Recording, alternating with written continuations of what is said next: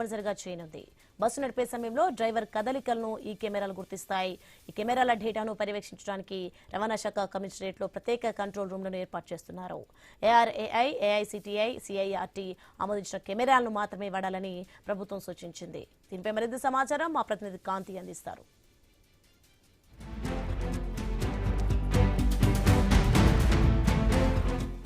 రాష్ట్రంలో జరుగుతున్నటువంటి రోడ్డు ప్రమాదాలను తగ్గించేందుకు ప్రైవేట్ ట్రావెల్స్ యాజమాన్యాలు తీసుకున్నటువంటి చొరవను ఆంధ్రప్రదేశ్ ప్రభుత్వం కూడా ముందడుగు వేసి ప్రత్యేకంగా డ్రైవింగ్ చేస్తున్న సమయంలో ర్యాష్ డ్రైవింగ్ చేసినా, అలాగే వారికి ఏమైనా నిద్ర వచ్చినా లేదా సిగరెట్ స్మోకింగ్ లాంటివి చేసినా కూడా అలారం ట్రిగ్గర్ అయ్యి వీరికి ఇన్ఫర్మేషన్ వస్తుంది. నైట్ అంతా కూడా రెగ్యులర్గా ప్రైవేట్ ట్రావెల్స్ బస్సులన్నీ కూడా నైట్ టైం ఎక్కువగా జర్నీస్ జరుగుతూ ఉంటాయి కాబట్టి ఎక్కడా ఇబ్బందులు లేకుండా ఉండేలాగా ఈ కెమెరాస్ని ఏర్పాటు చేయడం జరిగింది. ఈ కెమెరాస్ ద్వారా డ్రైవర్ ఎలా డ్రైవ్ చేస్తున్నారు, అతని ముఖ కవళికలు, ఇప్పుడు ప్రజెంట్ మనం చూస్తున్నాం ఆ గ్రీన్ కలర్ బాక్స్లో ఉన్నటువంటి ఫేజ్ డ్రైవర్ కెమెరాని రికార్డ్ చేస్తోంది. ఆ కెమెరాలో ఒకవేళ అతను డ్రౌజీగా ఉన్నట్లయితే అక్కడ రెడ్ మార్క్ వచ్చి అలారం అనేది మోగుతుంది. దాంతోపాటు బస్సులో ఉన్నటువంటి డ్రైవర్కి కూడా మీరు అలారం ఒకటి ఇస్తుంది. దానికి సంబంధించి సెకండ్ డ్రైవర్ని ఆప్షన్గా తీసుకోవడం, లేదా స్మోకింగ్ చేస్తున్న సమయంలో కూడా అలారం ఇవ్వడమే కాకుండా అనౌన్స్మెంట్ కూడా చేసే విధంగా ఏర్పాటు చేయడం జరిగింది. ప్రభుత్వం కూడా దీనికోసం ఆర్టీఏలో ఒక ప్రత్యేకంగా రాత్రంతా కూడా ఉండేలాగా ఉండి దీనిని పర్యవేక్షించేందుకు, ముఖ్యంగా ట్రావెల్స్కి సంబంధించినటువంటి యాక్సిడెంట్స్ అనేది డైలీ కూడా జరుగుతున్న నేపథ్యం, ఎక్కువగా తరచుగా ఆంధ్రప్రదేశ్లో జరుగుతున్న నేపథ్యం, చాలామంది చనిపోతున్న నేపథ్యంలో ఇటువంటి చర్యలు తీసుకోవడం, అలాగే వాహనం ముందు రికార్డ్ అయ్యేటువంటి దృశ్యాలను రికార్డ్ చేయడమే కాకుండా కంట్రోల్ రూమ్ని ఏర్పాటు చేసి కంట్రోల్ రూమ్లో వీటిలన్నింటినీ కూడా మానిటర్ చేస్తున్న పరిస్థితి. అయితే ఐరా ట్రావెల్స్కి సంబంధించి ప్రభుత్వం ఒక వీరి ఏదైతే యూజ్ చేస్తున్నటువంటి కెమెరాస్, వాటి మానిటరింగ్ అంతా కూడా తీసుకుని ఆర్టీఏ దగ్గర కూడా ఈ ఏర్పాట్లు చేయడం జరిగింది. ఇక ఐరా ట్రాన్స్పోర్ట్స్ ఓనర్ సందీప్ ఉన్నారు ప్రజెంట్ మనతో. సార్ చెప్పండి, ఈ క్యామ్ మానిటరింగ్ ఇదంతా కూడా మీరు ఎట్లా ఆపరేట్ చేస్తున్నారు? మీరు స్పెషల్గా అంటే ముందు గవర్నమెంట్ ఇప్పుడు దీనిని ఇంప్లిమెంట్ చేస్తుంది, మరి ముందుగా దీన్ని తీసుకురావడానికి అసలు ప్రధాన ఉద్దేశం ఏంటి? ఇది బస్ యాక్సిడెంట్స్ అవి ఎక్కువ అవుతున్నప్పుడు మెయిన్గా మనకి హ్యూమన్ ఎర్రర్ వల్ల జరుగుతున్నాయండి. టెక్నికల్ ఇష్యూస్ అనేది చాలా తక్కువ.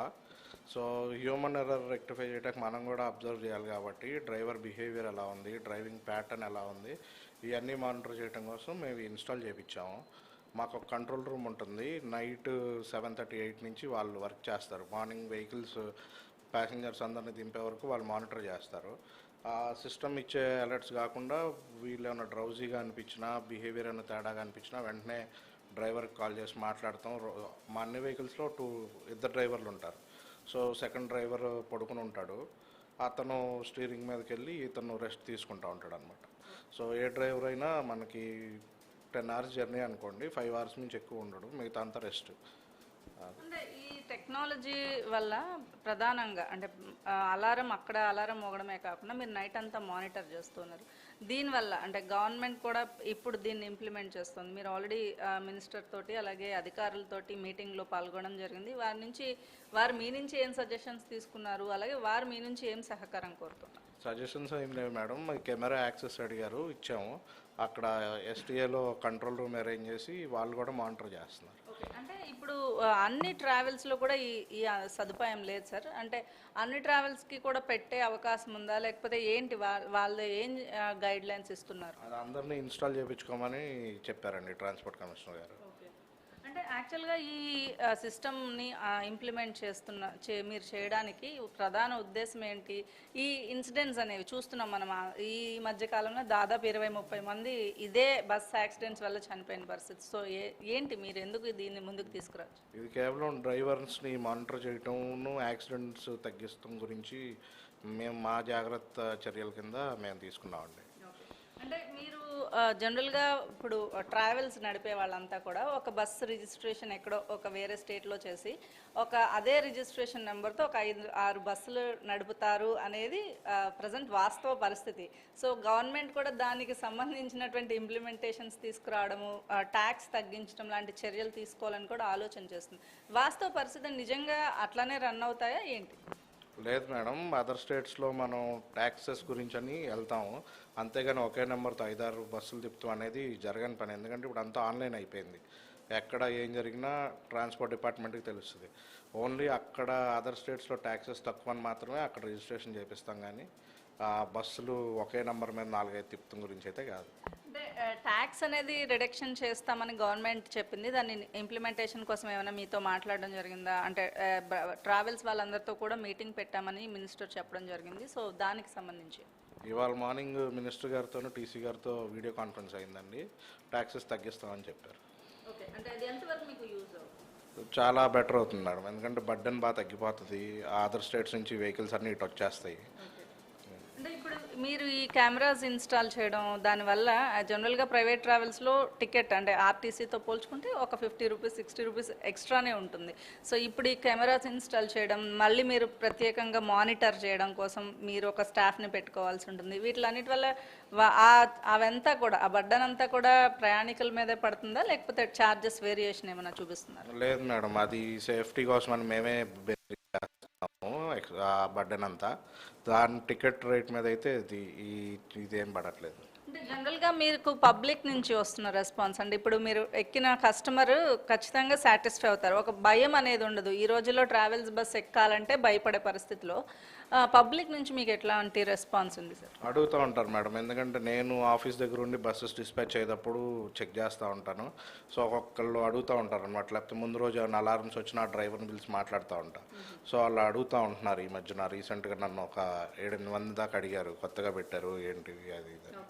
అండ్ మీరు ఆ డ్రైవర్కి ఎట్లాంటి గైడ్ లైన్స్ ఇస్తారు సార్? ఒకవేళ నిద్రపోతున్నప్పుడు మీకు అలారం వస్తే మీరు వెంటనే కాల్ సెంటర్ని ఏర్పాటు చేస్తారు కాబట్టి అక్కడి నుంచి కాల్ వెళ్తుంది. జనరల్గా ఇట్లాంటి సంఘటనలు జరిగినప్పుడు మీరు డ్రైవర్స్కి ఎట్లాంటి ఇన్స్ట్రక్షన్స్ ఇస్తారు? మేము మా డ్రైవర్లకు ప్రతిరోజు చెప్పేది ఒకటే మేడం, నువ్వు డ్యూటీకి వచ్చావు, ఇంటి దగ్గర నీకు ఫ్యామిలీ ఒకటి ఉంటుంది, అతను సేఫ్గా ఇంటికి వెళ్ళాలి. ఎందుకంటే అతని రెస్పాన్సిబిలిటీస్ అతనికి ఉంటాయి. అతనితో పాటు బస్సులో ఒక 40 మందో 30 మందో ఉంటారు. వాళ్ళ లైఫ్స్ ఇంపార్టెంటే. సో మేము కొంచెం రెస్పాన్సిబుల్గా ఉన్న వాళ్ళని మేము పర్సనల్గా ఇంటర్వ్యూ చేసి అతని ట్రాక్ రికార్డ్ చూసే హైర్ చేసుకుంటాం, వచ్చిన వాళ్ళు ఎవరిని పడితే వాళ్ళని ఎక్కించకుండా. అంటే ఇప్పుడు జనరల్గా ఎక్కడెక్కడికి సర్వీసెస్ ఉన్నాయి సార్? అన్ని బస్సెస్లో కూడా ఈ కెమెరా సర్వీస్ ఉంది? మా అన్ని బస్సెస్లో కెమెరాస్ ఉన్నాయి మేడం.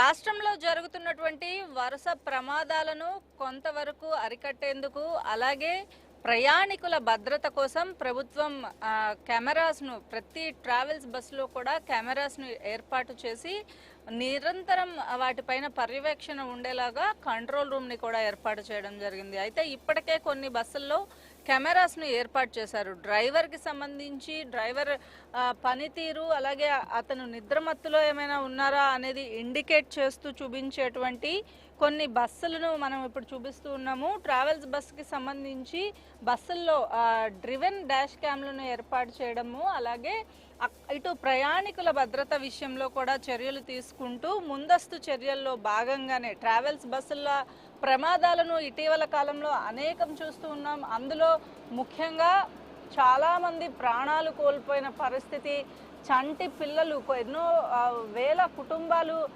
రోడ్డున పడుతున్న పరిస్థితి కనిపిస్తుంది. ఈ నేపథ్యంలోనే ఇటువంటి ప్రమాదాలను అరికట్టేందుకు చర్యలు తీసుకుంటోంది ప్రభుత్వం. అందులో భాగంగా ముఖ్యంగా ప్రైవేట్ ట్రావెల్స్ బస్సులకి సంబంధించినటువంటి వారితోటి కాన్ఫరెన్స్ను ఏర్పాటు చేసి వారికి సంబంధించినటువంటి వివరాలు తీసుకోవడంతో పాటు రవాణా శాఖ కార్యాలయంలో కంట్రోల్ రూమ్ను ఏర్పాటు చేసి ఎక్కడైతే ట్రావెల్స్ బస్సులకి సంబంధించి ప్రతి బస్ నుంచి వచ్చేటువంటి డేటాను ఎలా కలెక్ట్ చేయొచ్చు అనేది ఉపయోగించుకుని ఈ డ్రివెన్ డాష్ క్యామ్లను ఏర్పాటు చేయడం జరిగింది. కొన్ని బస్సులు ముఖ్యంగా ఐరా ట్రావెల్స్ అలాగే ఇంటర్సిటీ ట్రావెల్స్ ఇటువంటి బస్సులలో జాగ్రత్తలు తీసుకోవడంతో పాటుగా కెమెరాలను ఏర్పాటు చేసి ప్రయాణికుల భద్రత ధ్యేయంగా కొన్ని ట్రావెల్స్ బస్సులు ఏవైతే ఉన్నాయో వాటిలన్నింటినీ కూడా ఎగ్జాంపుల్గా చూపిస్తూ ఈ ఏర్పాటు చేసినటువంటి కెమెరాస్ని బేస్ చేసుకుని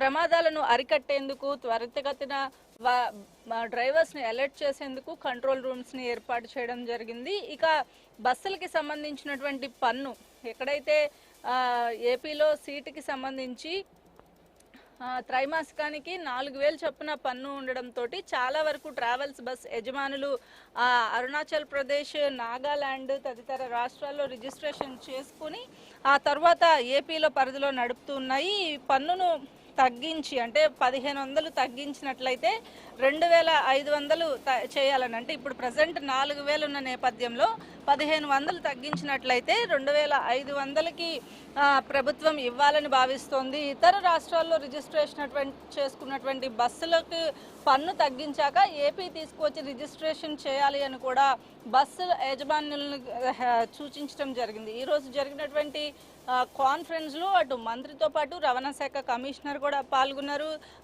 బస్సులలో ప్రయాణికుల భద్రతే ధ్యేయంగా ముందుకు వెళ్ళాలి, ప్రయాణికులను సేఫ్గా గమ్యస్థానాలకు చేర్చాలనే ఉద్దేశంతో ప్రభుత్వం ఇవన్నీ కూడా ముందుకు తీసుకురావడం జరిగింది. ఇక బస్సుల్లో ఏర్పాటు చేసినటువంటి ఫ్లీటెక్స్ ఆపరేటర్, ఎయిర్ ఫ్రీ సంస్థలతోటి పూర్తిగా రవాణా శాఖ చర్చలు కూడా జరిపింది. బస్సులకి సంబంధించినంత వరకు కూడా డాష్ క్యామ్లను ఏర్పాటు చేసి రాష్ట్రంలో తిరిగేటువంటి దాదాపు 2,000 ప్రైవేట్ ట్రావెల్స్ బస్సులలో ఈ ఏదైతే కెమెరాస్ని ఏర్పాటు చేయాలని సూచించడం జరిగింది. దాంతోపాటుగా ప్రయాణికుల భద్రత కోసం ఈ కెమెరాస్ని ఏర్పాటు చేసి కెమెరాస్ ద్వారా ప్రయాణికులు ప్రయాణం సురక్షితం చేయడంతో పాటు ఒకవేళ డ్రైవర్ నిద్రమత్తులో ఉన్నా లేకపోతే సిగరెట్ కాల్చడం లాంటివి చేసినా కూడా ముందుగా అలర్ట్ జారీ చేసేలాగా కెమెరాస్ని అయితే ఏర్పాటు చేయడం జరిగింది.